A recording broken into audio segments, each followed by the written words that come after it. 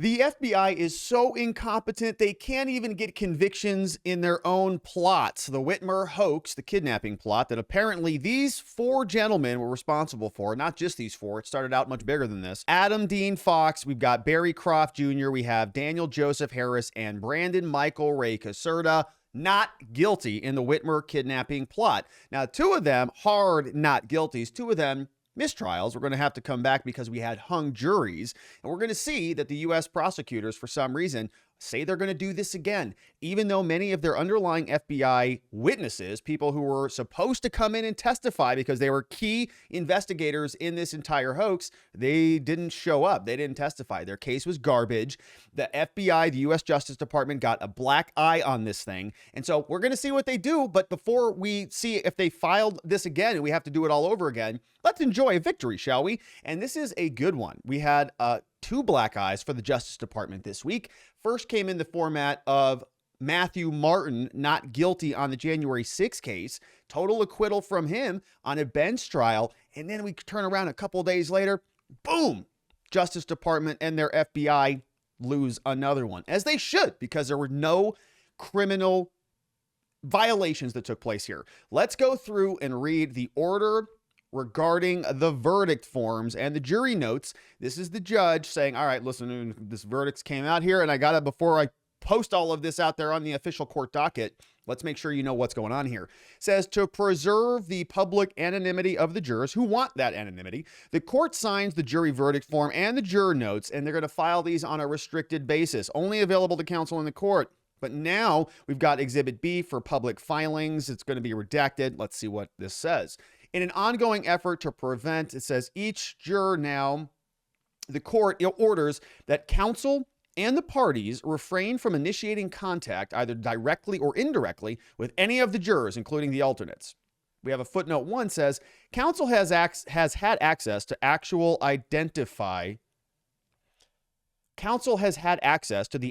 identity, I think, of the jurors from the initial disclosure of the jury questionnaires before the selection process.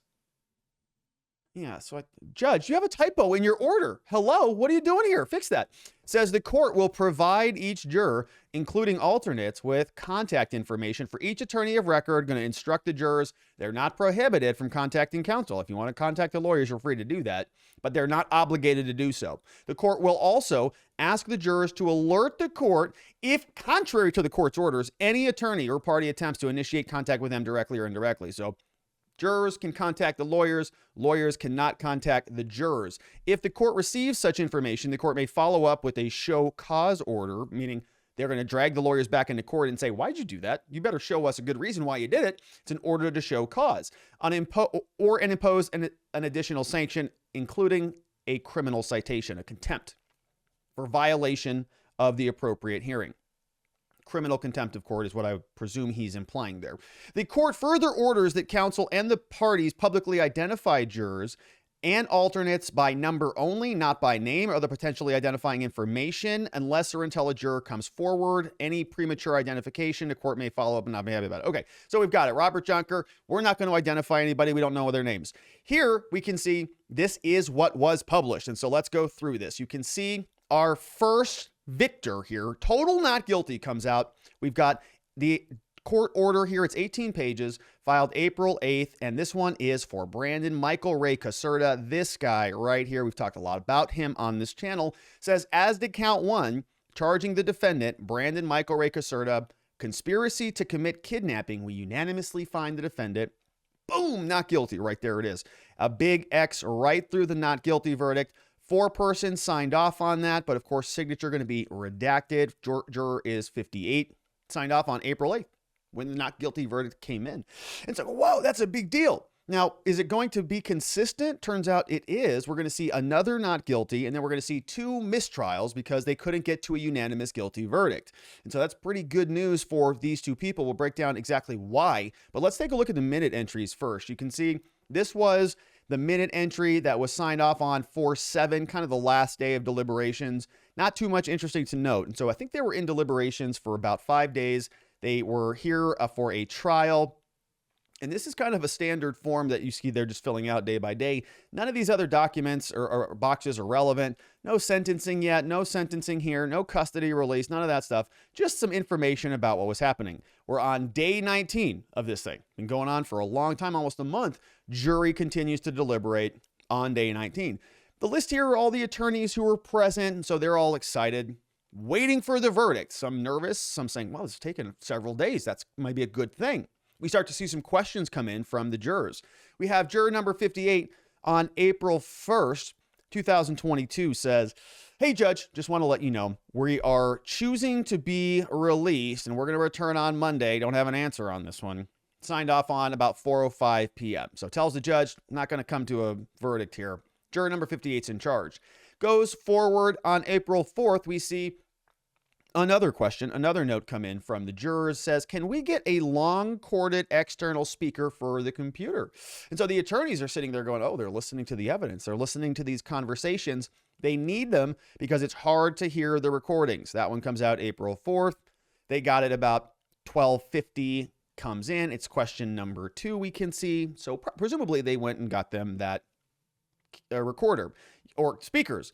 We have another question comes in same day, paragraph 24, paragraph labeled 2. It says, rocket having a propellant charge.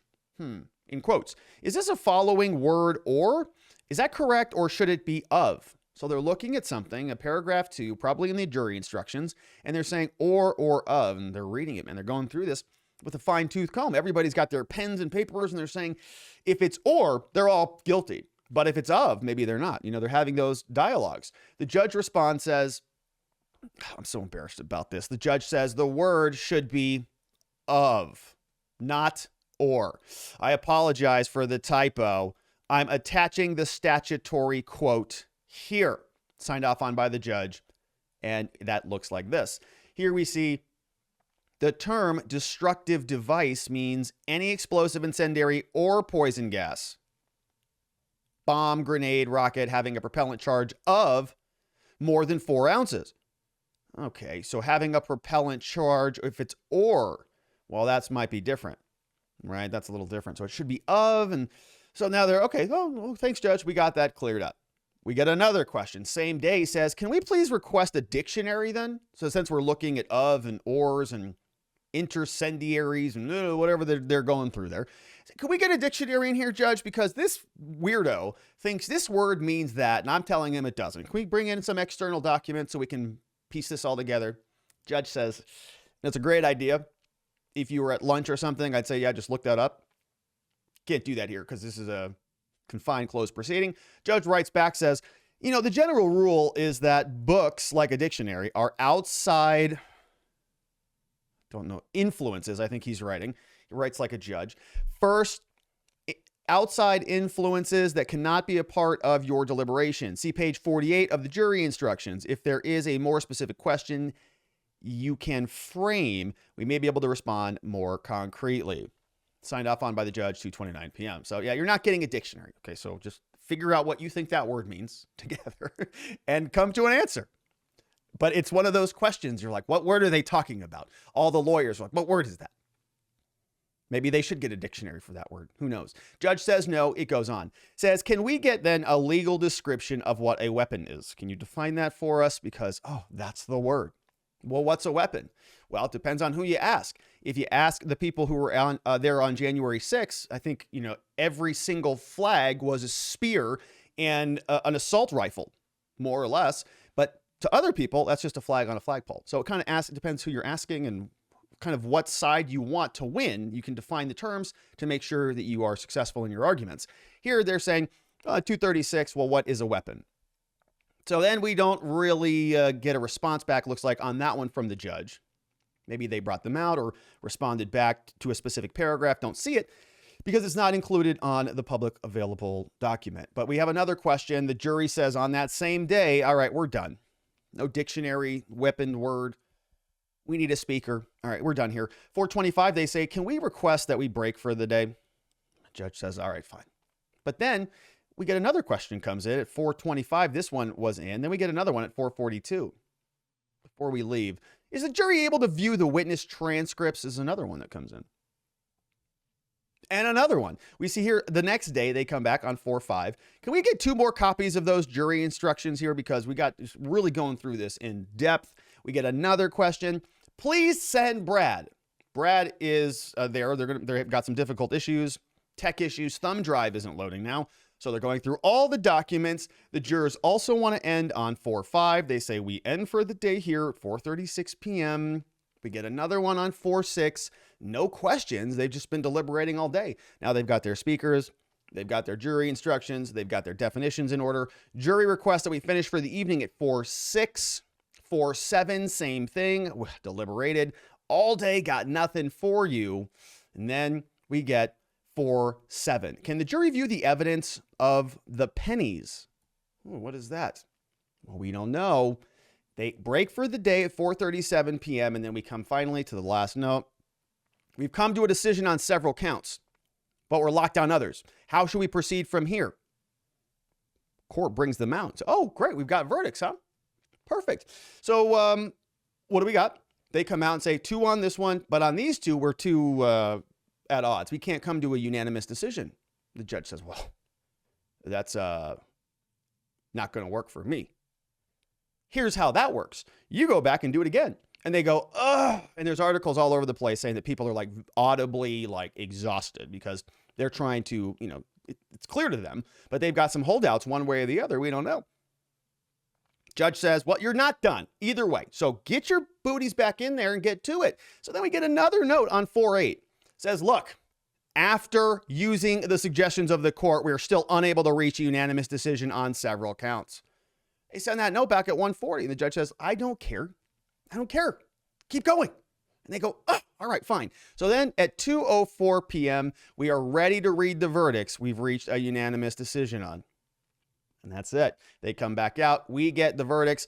Jury signs off on it. Judge, we're done. Juror 58 comes out, and we see, boom, the judgment of acquittal here. Brandon Michel-Ray Caserta. Here it is. This is the final order of the court that was typed up after we saw the verdict form be rendered. This comes out from the judge. This is the order. Upon delivery of the jury verdict in open court, defendant Brandon Michel-Ray Caserta, having been found not guilty on count 1, it is ordered the defendant is acquitted, discharged, and any bond exonerated. So, free man. Prejudice attaches, not coming back again. He is somebody who has now been tried and exonerated completely. He's not alone. We have this fella here, Daniel Joseph Harris, was also charged with the similar counts. Says it's also ordered not guilty on all counts. He's acquitted, discharged, any bond exonerated, once again signed off on by Judge Yonker. But then we get 2 that are a little bit questionable. We see here they struck through both verdicts. We see here Adam Dean Fox, many people saying he was sort of the ringleader of this organization, which is hilarious because we all know the FBI was the ringleader of this organization. Says here as count 1, charging the defendant Adam Dean Fox, conspiracy to commit kidnapping, not guilty or guilty. They're both struck through. We couldn't decide, Judge. We're split on this one. So it's hung. Count 2, charging the defendant with committing the crime of conspiracy to use a weapon of mass destruction, also hung on that one. So now he can be retried along with Barry Gordon Croft Jr., who also got very similar hung juries. Not guilty to guilty. You can see all struck through on all 3 counts. He had unregistered destructive device, possession of, conspiracy to use a weapon of mass destruction, and conspiracy to commit kidnapping. So we have no verdicts on those, but he's certainly not guilty. So we're saying he's not guilty because he starts out with the presumption of innocence, presumed to be not guilty, even though many people in the media have said, oh no, if you're charged with the crime, you're automatically guilty of being a white supremacist and a homegrown domestic violent extremist. But of course, that's not what happened here. So we have two interesting verdicts, and you can see if they're going to retry the 2 people who were charged with mistrials, well, now maybe they've got 2 pretty good witnesses who were just completely acquitted who might come out and support their case. We'll see how that works. Here, though, we have some celebration. Robert Snell posted this on Twitter, @RobertSnellNews. Says Brandon Caserta, this guy, was acquitted on his birthday. Happy birthday there to Brandon, April 8th. Good birthday. Yeah, especially when you've been maligned for almost 2 years over this thing. Best birthday gift ever. He told everyone in the courtroom, which I'm sure is true. It's true. How can you doesn't get much better than that. Our governor, according to one of his lawyers, this is Caserta's attorney, his name is Michael Hill, says our governor was never in any real danger, and this is the best birthday ever. So congratulations to him. Let's see what he was talking about. To him, his team, all the defendants in this case. Let's see what he had to say. I mean, we had volumes and hundreds and thousands of hours of recordings, and it wasn't there. We kept looking for it. When did he agree? He never did. So why did they go after him? What's your take on that? My take is they needed somebody to accompany Fox, because Fox is a joke by himself, so they needed the Wolverine Watchman to give it credibility. That's why they were pulling them together. Yeah. So Did he say something? Would he have an instant reaction with you? What did he say? Oh, we just, we kind of skirted you guys and went down the street. So Brandon's He's gone now? gone? He's gone? Oh yeah. What's he Yeah. going to do? going He's home. already out? He's out. Is He's he going gone. to talk to us? Yeah. Not right now. He's just enjoying a walk down a sidewalk right now. Been in That's custody. the deal when you've got. I heard them say happy birthday. It is his birthday. Best birthday present, imaginable. So I'm very happy for Brandon. I don't know what the government's going to do with Fox and Croft, but this, to me, this was a signal. A rogue FBI agent, trying to line his own pockets with his own cybersecurity company, and then pushing the conspiracy that just never was. Never was going to be. Our governor was never in any danger, and I think the jury, even though they didn't get all of it, they smelled enough of it. So You do think shocked rotten. You heard them in that courtroom? Hey, you heard When? them before.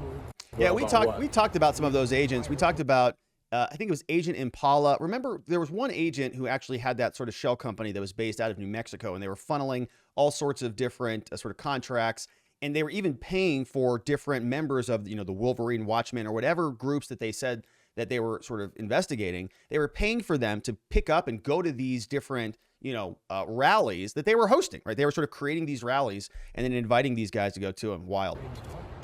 I'm sorry, about what? Were you shocked when you initially heard something? Were you shocked when you heard about the verdict? No.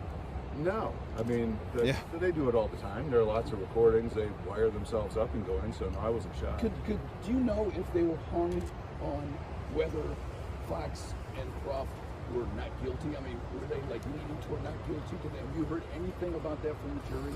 No. Sometimes you can talk to the jury afterwards. The judge gives them that option. He gives them our phone numbers, and we're not really allowed to reach out to them. So I have no idea what their deliberations were. Mike, would you ask Franks and Garvin pled guilty? And Yeah, that's right. So remember, in this case, there were 6 of them originally. 4 of them ultimately went to trial. 2 of them took guilty pleas, Ty Garbin and Caleb Franks. And both of those guys, my understanding is, actually showed up and testified against the other 4. So we have 6 people, all part of the same organization, allegedly, all hanging out together, allegedly. 2 of them get weak knees. They take plea deals. They say, yep, we'll take this smoking sweet plea deal. We're scared to death. Look, and who can blame them, right? Who knows what their situations are? They may have had prior offenses. They may be facing, much more serious penalty than some of these other guys. But the government, strong-armed them into taking plea deals, essentially. That's what happens here. And their defense attorneys, are weighing the odds and sort of having conversations. Look, this is what the evidence shows. This is what they're offering. This is what you get if you sign this. This is what you get if you go to trial and lose. There's a possibility you go to trial and win, but it's not great, right? Because juries typically like to convict people. You've got the entire weight of the U.S. government behind this case. Everybody from the FBI. This was an election year national attention case. You think the government's just going to roll over on this one and put the B team on this case, behind the case? Maybe they did. They lost. But we all know that a tremendous amount of pressure comes down to bear on anybody involved in any one of these cases. Caleb and Ty Garbin both took plea deals, and now they've got criminal convictions. These 4 guys don't, and they got convinced and sort of strong-armed into going and testifying against them.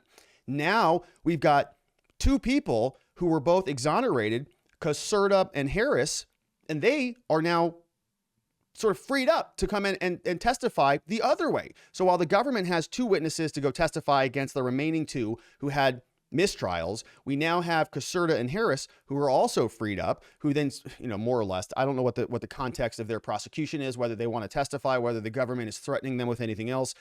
But my point remains is that you've got 2 people now that a jury just found not guilty, exonerated. Prejudice attaches. They cannot be charged again for this case. So now, the odds are sort of, I think, going in favor of the defendants Let's see what else he says about that. Going away. Yeah, Garbin, I think, pled too soon. He didn't get to see the discovery and how. Yeah, way early, like first. He was the first one out. What a predator Dan Chappell was, and what a predator. Yeah, the other attorneys were. So go check out the gentleman who clipped this on, Sarah Rahel, the woman who got that one, if you want to see sort of the rest of that. A very interesting clip from his lawyer. Now, the Justice Department is responding. So this is U.S. Attorney Andrew Burge, who led the case for some, ridiculous reason. This case was obviously bad from day one. Oh, yeah, it's because it was an election year and they needed something to hammer Trump with. Got it. He said that he's not happy on the not guilty, no verdict decision, says this is not the outcome we wanted. Here's that. Disappointed with the outcome. Thought we had get the jury to convict beyond reasonable doubt based on the evidence we put forward. But we still believe in the jury system, and really there's not too much more I could say at this time. I appreciate the time the jury put in, listened to a lot of evidence, deliberated quite a bit. We have 2 defendants that are awaiting trial, and we'll get back to work on that. When you go to trial, So charges will be refiled? You go to- Did you think that statement on the angle? All right, so a difficult, Is this a statement on the can't really hear too much of what that conversation was. Jury weighed a lot of evidence, very, disappointed by the outcome, but I still believe in the jury system, blah, blah, blah. We're going to do it again. We've got Whitmer's team came out and they gave us this response. They say, today, Michiganders and Americans, especially our children, are living through the normalization of political violence. What are you talking about? This was concocted by the FBI. The government had multiple agents who were involved in this, and they were found not guilty. The plot to kidnap, which didn't exist, and kill a governor, which nobody has been found guilty for, may seem like an anomaly. Well, it's because it's not reality. Nobody's been convicted of it at all. But we must be honest about what it really is. We are. No one was convicted. The result of violent, divisive rhetoric that is all too common across our country. All right. There must be accountability and consequences for those who commit heinous crimes, but there were no crimes committed here. Obviously, without accountability, extremists will be emboldened. The governor remains focused on her work on behalf of Michigan. This includes addressing violence and threats to our democracy. What is she going to do about threats to our democracy? Governor Whitmer, we appreciate the prosecutors and law enforcement officers for their work on this fake case hoax propagating a lie as far as the jurors are concerned. Detroit News tells us that the defendants here, these 2 people I told you pled guilty to, they were arrested early October. They were accused of hatching a plot. Ty Garbin and Caleb Franks. This is Ty here. This is Caleb Franks here. They pled guilty. And they testified during the trial, telling the jurors the plot originated with the group. Okay, all part of the same group. These 2 guys bail out, testify against the other 4. Said that they were not entrapped by the FBI or the informants. Jurors didn't believe them. Jurors probably heard that they took plea deals and that they were strong-armed into taking the plea, and they found that they were not credible. And they ruled in favor of the defendants. 8 others are awaiting trial in the state on other domestic terrorism charges. Now, these people have had their lives turned up. Okay, even these guys. Now, I feel bad for them because, they, in my opinion, they got bullied into taking plea deals by the government. Happens all the time. I see it happen all the time. Very, very difficult for people to sort of sit there. It's difficult for a lawyer to sit there and have a conversation with somebody and tell them, hey, I think we've got pretty good odds at beating these charges, because if you don't, guess who is the person suffering the consequences? It's not the defense lawyer. That's for sure, right? The person who is in the defendant's seat is the person who has to deal with those consequences. And so these guys, right, don't know what their backgrounds are, whether they've got any criminal record. But if the prosecutor is twisting an arm, it's very difficult to get somebody to take a sure deal, to not agree to a sure deal of saying, we're going to give you only probation and let you go. You just need this to do this little thing for us. If you don't, well, you might be facing 10 to 20 years in prison. Put yourself in those shoes. It's an extremely pressure-heavy conversation. And I think it's very, very unfortunate that it's something that's so commonplace in our justice system. I think it's reprehensible. Sometimes you can see prosecutors do it in a way that is very, very, I would say, unethical. They can put pressure to bear, saying that the mandatory sentencing laws are so in their favor and they can use them to such an advantage. They can put so much pressure on somebody. People will plead guilty to things they didn't even do. like these two guys. You can see the Detroit News, the acquittals and mistrial came 1 year after the first sign of trouble in the case. March 2021, federal prosecutors dumped one of their lead informants, Stephen Robeson, indicted him on federal gun crimes. FBI agent. Prosecutors accused him of working as a double agent, offering to finance attacks and use a drone to commit domestic terrorism. The Robeson scandal would be followed by more warning signs. FBI agent Richard Trask served as the FBI's public face in the Whitmer case, testifying in federal court about the investigation. Then he got arrested in July because he was beating his wife after a swingers party, and then was fired and convicted of assault. Stellar. Amazing recruitment over there at the FBI. Meanwhile, they're, busy playing Where's Waldo to try to find the J6ers. They're losing the J6 cases as well. Here we see that this came from Chambers. Remember this guy, Special Agent Chambers? Now, I went back, I clipped this from another thing that we covered, where he sent this text message to one of his informants, said, mission is to kill the governor specifically. They weren't talking about that. That was the FBI agents who were talking about that. Government conceived, and controlled every aspect of the plot. They emailed or texted this guy, confidential human source Dan, the mission is to kill the governor. Here's the official statement from the Department of Justice. They say U.S. Attorney Andrew Burge issued the following statement on the jurors' decision. Although we're disappointed the jury did not reach the outcome, the decision in our favor, we continue to respect the jury trial system, whatever the outcome. And we thank the jury for their service. 2 defendants, they write, now await retrial. For that reason, we've got no further statement at this time. So these two guys are going to go at it again, apparently. Now, this just may be a sore loser, conversation right now that he's having. And we're going to do this all again. Let me go and regroup and everything and lick my wounds and do this whole thing over again. Meanwhile, shout out to the attorneys. Julia Kelly for Harris, Michael Hills for Caserta, Joshua Blanchard for Croft, and Christopher Gibbons for defendant Fox. Amazing attorneys as far as I can tell. Remember this motion they filed on Christmas Day, the motion to dismiss? I loved it. I think we talked about that on YouTube. And it was just a glorious motion. It was a Christmas miracle. It was a beautiful thing to read. Celebrate the birth of our Lord and Savior and read a beautiful motion to dismiss the indictment. Well, it turns out their incredible work has been something that has delivered the fruits of their labor. We've got 2 not guilties, 2 mistrials. We'll see if they want to do it again. And as I mentioned, now you've got a couple of people who might be freed up a little bit to come and testify on behalf of the defense on the next go round. But my goodness, man, the FBI, the DOJ, they have had a rough few days. They've had a couple back-to-back losses. Matthew Martin, the J6 case. Now they're losing the Whitmer plot. The FBI also dropped the ball on the fake DHS employees who are now sort of commandeering the intelligence community. What is going on over there? My goodness. All right. And we're going to continue to follow it along. I hope you join us in that journey. If you follow this case, if you find this interesting, I really appreciate it if you would share it with somebody else as we continue to cover this. We're going to follow this one very closely. And I hope you join us in that journey. Don't forget to subscribe before you get out of here, because I look forward to seeing you on the next one.